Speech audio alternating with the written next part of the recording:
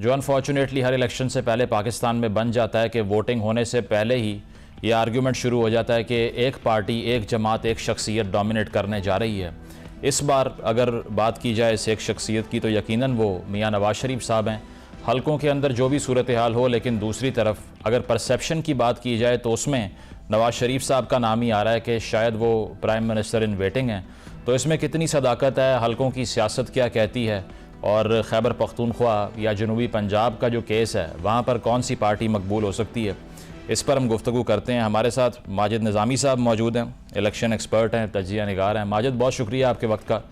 बताइएगा, हम भी लाहौर के कुछ हलकों में गए, लोगों से राय ली और पोलराइज्ड ओपिनियन थी। कहीं ये नहीं लगा कि शायद वॉक ओवर मिलेगा किसी पार्टी को, लेकिन परसेप्शन ये कहती है कि मुस्लिम लीग नवाज़ के लिए रास्ते क्लियर हो जाएंगे। आपका एनालिसिस क्या कहता है? जी बहुत शुक्रिया। मेरी राय में किसी भी हलके में जो विनिंग वोट दरकार होता है उसके कई अवामिल होते हैं, उसके अंदर कई हिस्से होते हैं। तो उसमें से एक हिस्सा सोशल मीडिया जरूर है। उसमें इंतखाबी मुहिम कैसी है ये मैटर करता है, उम्मीदवार कैसा है ये मैटर करता है, उसके पास निशान कौन सा है ये भी मैटर करता है। तो ये इन सारी चीजों का जब कॉम्बिनेशन बनता है तो उसके बाद ये सारा मामला हल तलब होता है। तो अब हमने ये देखा है कि इस वक्त जब हमारे सामने 2 से 3 दिन बाकी हैं तो इलेक्शन बड़ा दिलचस्प इसलिए हो गया है कि तहरीक इंसाफ के पास सोशल मीडिया प्रेजेंस के अलावा जो बाकी इंग्रेडिएंट्स हैं जो किसी भी हलके में जीत को मुमकिन बनाते हैं वो नजर नहीं आ रहे। उनका 2 चीजों पर इन्हिसार है। एक तो ये है कि वो ये कहते हैं कि सोशल मीडिया प्रेजेंस की वजह से हमारा कारकुन, हमारा वोटर, उसकी अवेयरनेस का लेवल बहुत ज्यादा है।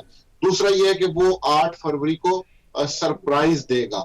लेकिन अब इन चीजों के साथ जब हम बाकी चीजों को मिलाते हैं कि उनके पोलिंग एजेंट्स कहां से आएंगे, उनके वोटर्स के लिए ट्रांसपोर्टेशन कहां से आएगी, रिजल्ट जब गिना जा रहा होगा उस वक्त उनकी पोलिंग स्टेशन के ऊपर कितनी प्रेजेंस होगी, ये वो सारे सवाल हैं जिनके जवाब फिलहाल नफी में हैं। तो जब ये कॉम्बिनेशन बनेगा तो मेरा ख्याल है कि तहरीक इंसाफ को डेफिनेटली मुश्किल का सामना होगा। मतलब ऑन ग्राउंड दिखाई नहीं दे रहा कि किस तरह से वो अपनी सपोर्ट को वोट में कन्वर्ट करेंगे। जाहिद, शुक्रिया आपके वक्त का। आपका एनालिसिस क्या कहता है कि आज़ाद उम्मीदवारान 8 तारीख को कोई सरप्राइज दे सकते हैं या फिर एक कॉमन सिंबल ना होने की वजह से उनका केस हम क्लोज ही समझें?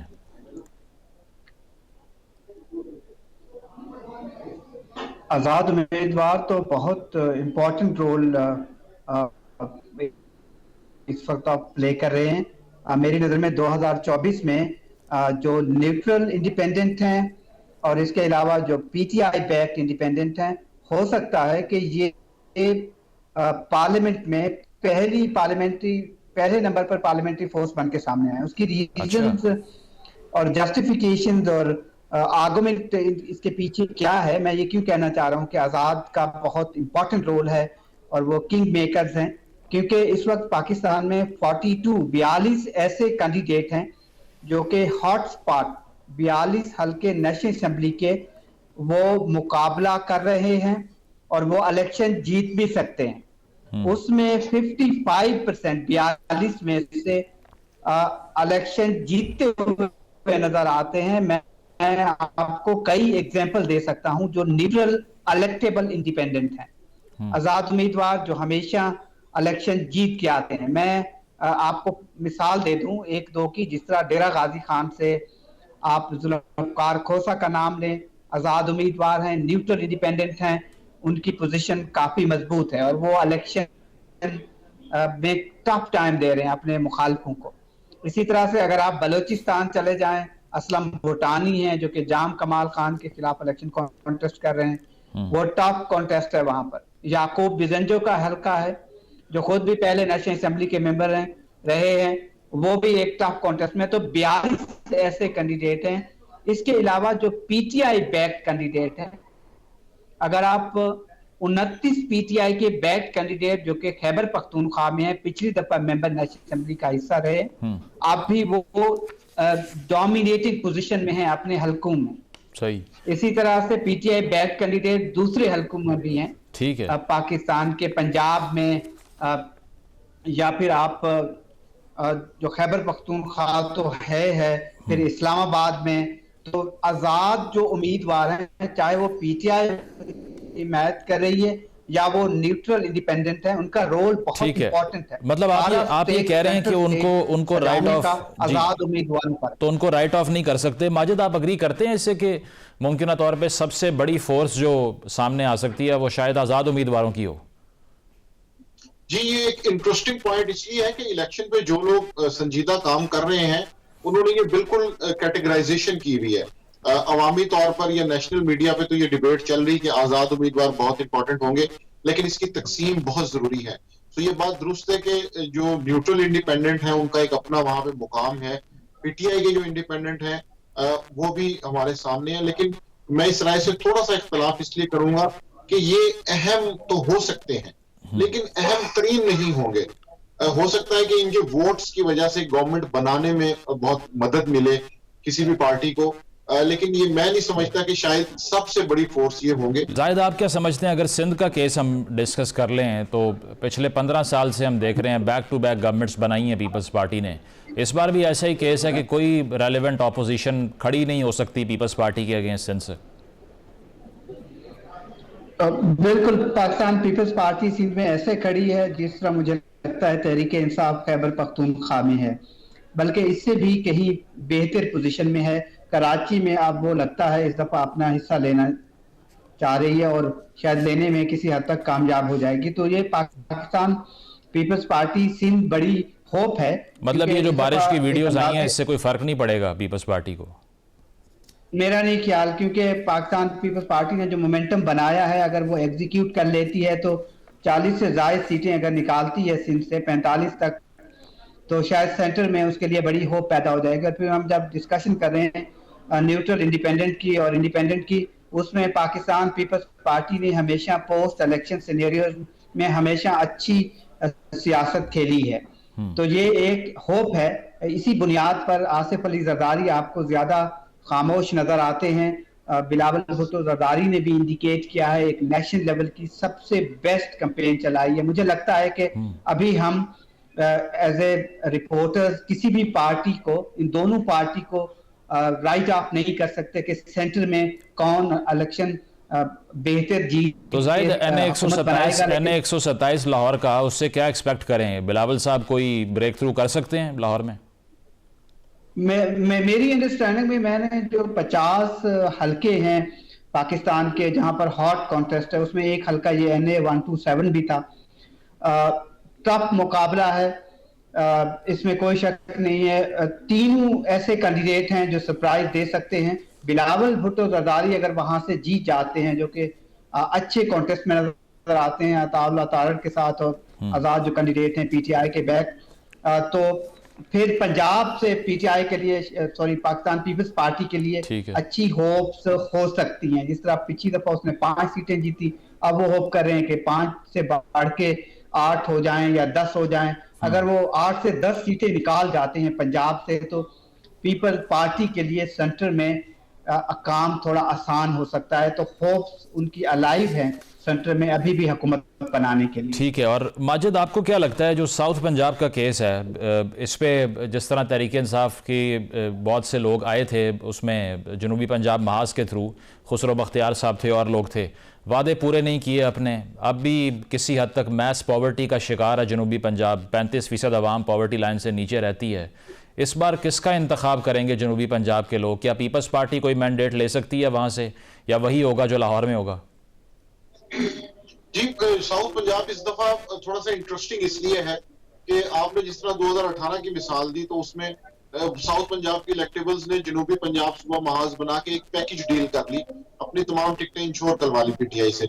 इसी तरह 2013 में 2008 में हम ये देखते हैं कि मुल्क के अंदर जो वेव चल रही थी उसके अकॉर्डिंगली जनूबी पंजाब के इलेक्टेबल्स ने अपने आप को एडजस्ट कर लिया।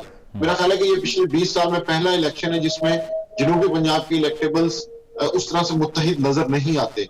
वो IPP में भी गए हैं, वो PTI में भी रहे हैं, वो आजाद भी हैं, पीपल्स पार्टी के पास भी गए हैं, नून लीग के पास भी गए हैं। तो इसलिए वहां पर इस दफा कुछ डिफरेंट रिजल्ट आएंगे। और पीपल्स पार्टी का जहां तक मामला है, वो मुल्तान में, राजनपुर में, रहीम यार खान में, लिया में, मुजफ्फरगढ़ में और कोटद्दू में उनका यह दावा है कि हमें यहाँ से अच्छा रिजल्ट मिलेगा। लेकिन बहावलपुर डिवीजन की बात करें या मुल्तान डिवीजन के बाकी अजला की बात करें तो वहां पर पीपल्स पार्टी खासी मतलब कमजोर आपके नजर। आपके एस्टिमेट में 5 से 6 सीटें जो हैं पीपल्स पार्टी पंजाब से जीतने को एम कर रही है। जी, उनका टारगेट तो वैसे 15 का है, लेकिन मेरा ख्याल है कि अगर वो 8 से रियलिस्टिक 10 कितना है, सीटें भी ले रियलिस्टिक जाएं तो कितना है इसमें?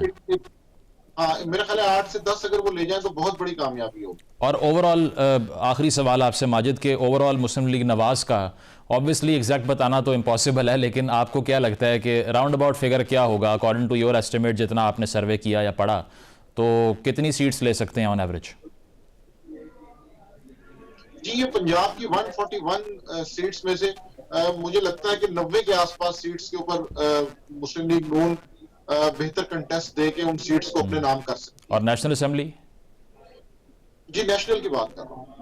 अच्छा, ओवरऑल सही सही सही सही, ठीक है। और जायद, आपको क्या लगता है कि पीएमएलएन का क्या नंबर हो सकता है रिलेटिवली, अगर देखा जाए लास्ट टाइम से भी आप कंपेयर करें, और पीपल्स पार्टी का भी अकॉर्डिंग टू योर एस्टिमेट? देखिए, अब साउथ पंजाब में हमेशा वाइटल रोल प्ले करता है। आप देखें 2008 में पाकिस्तान पीपल्स पार्टी ने 24 सीटें ली थी और हुकूमत बना ली थी। फिर 2013 में नून लीग ने 29 सीटें ली थी वहां से और हुकूमत बना ली थी। पाकिस्तान तहरीक इंसाफ ने 2018 में 28 सीटें ली थी, 27 सीटें और हुकूमत बना ली थी। इस दफा कौन लेता है, वहां पर भी मैंडेट बहुत स्प्लिट है, डिवाइडेड है, जिसका माजिद ने कहा, मैं 100% एग्री करता हूं। और पाकिस्तान पीपल्स पार्टी बड़ी होपफुल है 8 से 10 सीटों के लिए, और उसके कैंडिडेट काफी स्ट्रांग हैं। इस दफा लिया में बहादुर अहमद खान सियर हैं, वो स्ट्रांग हैं।